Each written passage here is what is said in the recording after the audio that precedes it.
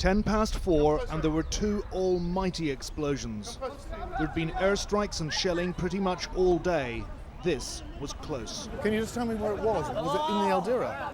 No, on the beach. Okay, there've been two very, very loud bangs just within a minute of each other there, just across from our hotel. We think it's on the beach, which is where the fishermen are going out from. Israeli shells had hit a groin used by Gaza City's fishermen. Many of their boats have already been targeted and sunk. People emptied out onto the previously deserted street and rushed to help. The beachside terrace of the Aldera Hotel transformed into a makeshift triage centre.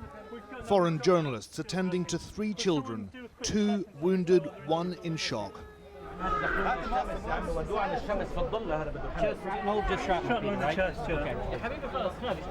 Today, the Israeli Defense Force has again released footage purporting to show airstrikes aborted due to the proximity of children and other civilians. But for all their boasts of humanitarian bombing, children and civilians comprise the vast majority of the 200 killed and 1,400 injured here in just 9 days.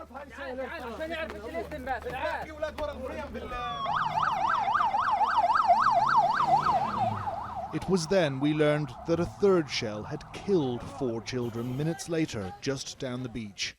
2 still grabs from CCTV appear to show the 4 boys playing football, and then the shell strikes. Israel's pledge had been to hit Hamas hard. At 1:30 a.m., 3 missiles from an F-16 slammed into the Gaza City home of Hamas super strongman Mahmoud Zahar. In all, 4 Hamas leaders' homes were destroyed overnight. None of them was killed. The debris here, now a dystopian children's playground. Shortly after dawn, an Israeli aircraft dropped leaflets on 3 neighborhoods. All were close to the Israeli border.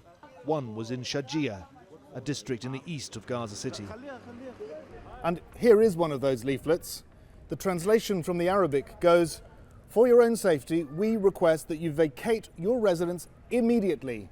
The Israeli Defense Force does not wish to harm you or your family. Those who disregard these instructions endanger their own lives and those of their families." Now, Hamas got on the local radio straight away and said, "Don't believe it, don't move, it's propaganda."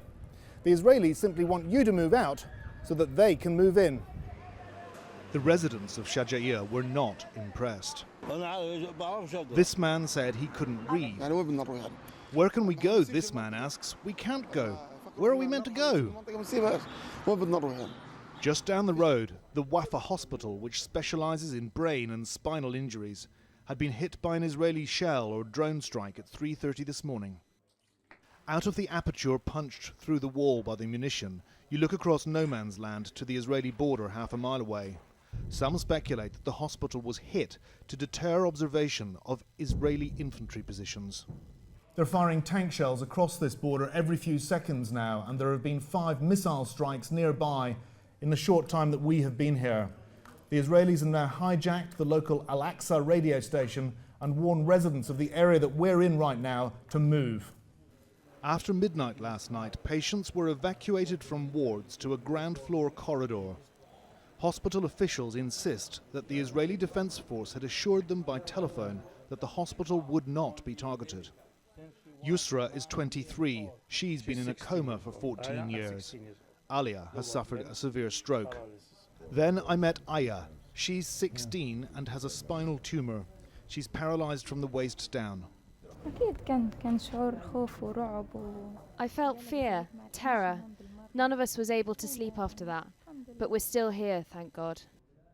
I was talking to a senior nurse when we were interrupted by the roar of outgoing rockets firing into Israel. They want to say that it is for shooting. It is not for shooting. We started our interview again. If Al-Wafa is destroyed, nobody will deal with those people, and we will lose every year about 200 to 300 people because nobody will deal with them. This is coming missile.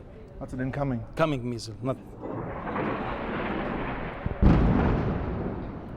I think we should go.